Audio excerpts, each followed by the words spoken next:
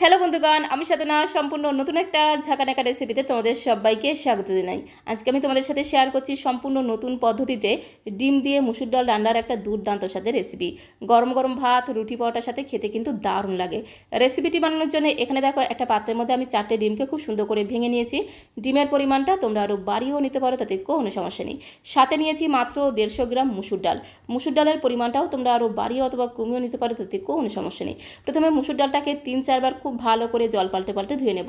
যতক্ষণ না মুসুর ডালের ঘোলাটে জলটা পুরোপুরি পরিষ্কার হয়ে যাবে বা ট্রান্সপারেন্ট হয়ে যাবে, ততক্ষণ অবধি মুসুর ডালটাকে 3-4 বার খুব ভালো করে এইভাবে হাত দিয়ে ঘষে ঘষে ধুয়ে নেব।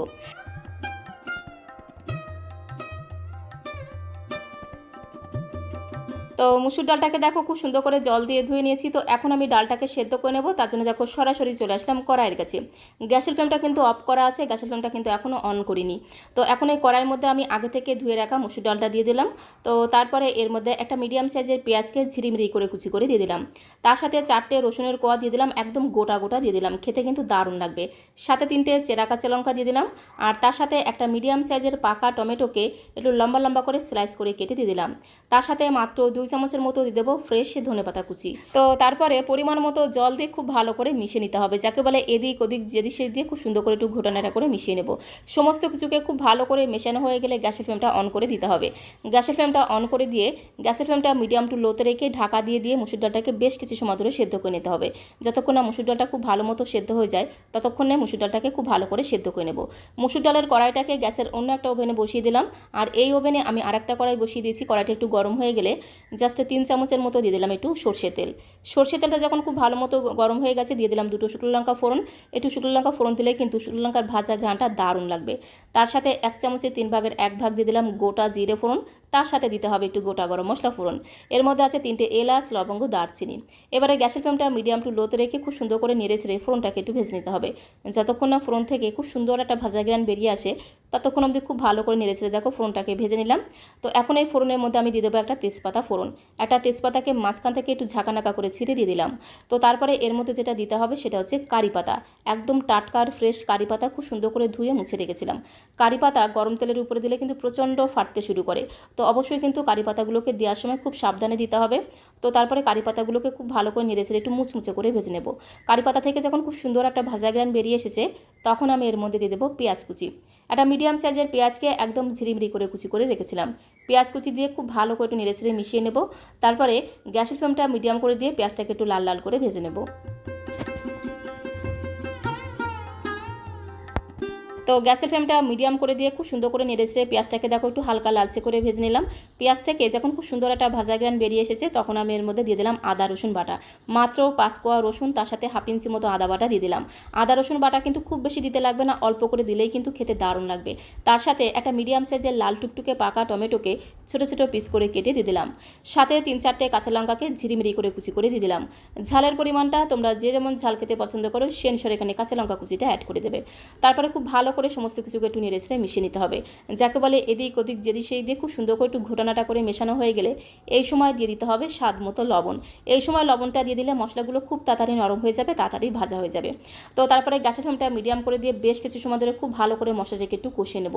যতক্ষণ না আদা রসুনের কাঁচা গন্ধটা চলে গিয়ে খুব সুন্দর একটা ভাজা গ্রান বেরিয়ে আসছে আর টমেটোটা বেশ একটু নরম হয়ে যাচ্ছে, ততক্ষণ অবধি মশলাটাকে ঠিক এইভাবে একদম ভাজা ভাজা করে ভেজে নিতে হবে।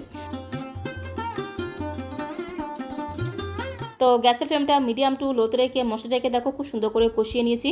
টমেটোগুলো খুব সুন্দরভাবে নরম হয়ে গেছে। টমেটো যখন খুব সুন্দরভাবে নরম হয়ে যাবে, খুন্তি দিয়ে খুব ভালো করে চেপে চেপে টমেটোগুলোকে এইভাবে একটু ঘেটে দিতে হবে। এতে রান্নার টেস্ট কিন্তু আরও দ্বিগুণ বেড়ে যাবে।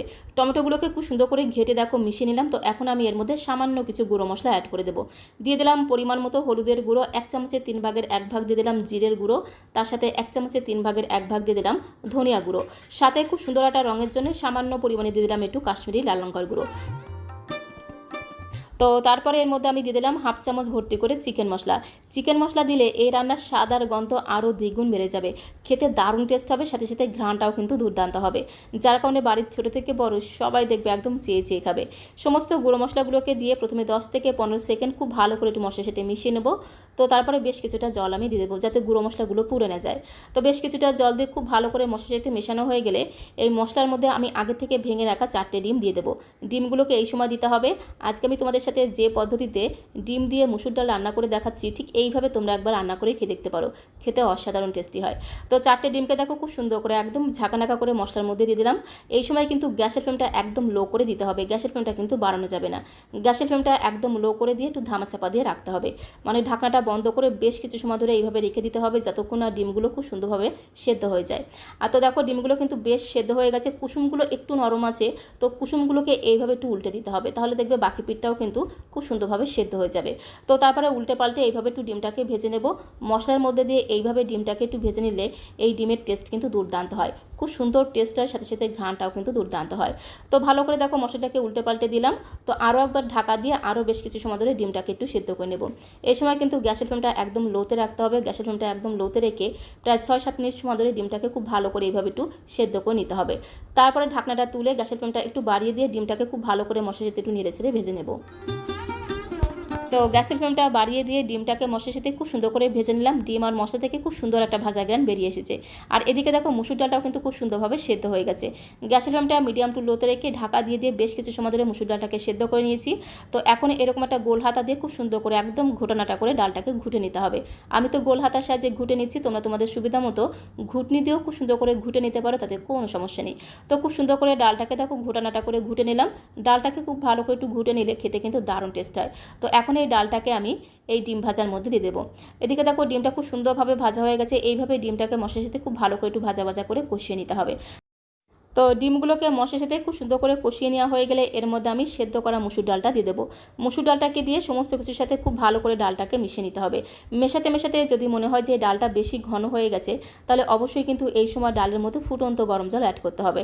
তো আমি ডালটাকে আরেকটুখানি পাতলা করব, তবে খুব বেশি কিন্তু পাতলা করব না, একটু গাঢ় করে রান্না করলে ডিম ডালের এই রেসিপিটা গরম গরম ভাত, রুটি, পরোটা যা দিয়েই খাবে সব কিছুর সাথে খেতে কিন্তু দারুণ লাগবে।